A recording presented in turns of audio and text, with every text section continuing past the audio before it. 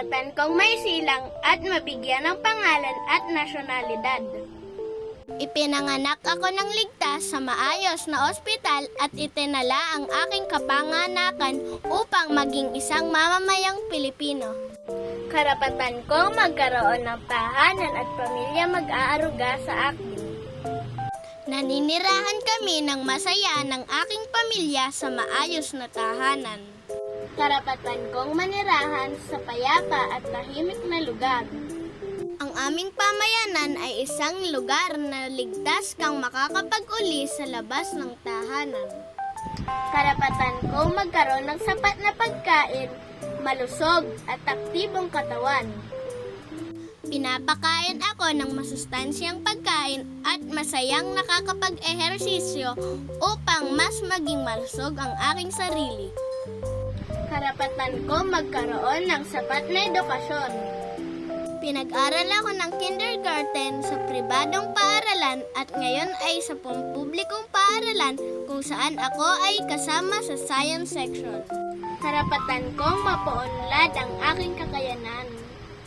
Nakikilahok ako sa chess competition upang makamit ko ang aking pangarap na maging chess grandmaster at sumasali din ako sa mga educational competition gaya ng science quiz bee at math contest.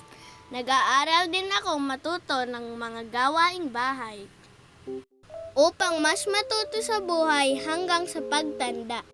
Karapatan kong mabigyan ng pagkakataon upang makapaglaro at makapaglibang.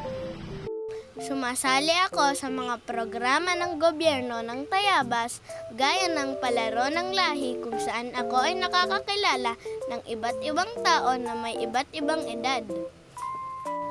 Hindi ko rin palalampasin ang pagkakataon na makipaglaro sa aking kapitbahay, lalo na sa kapatid ko.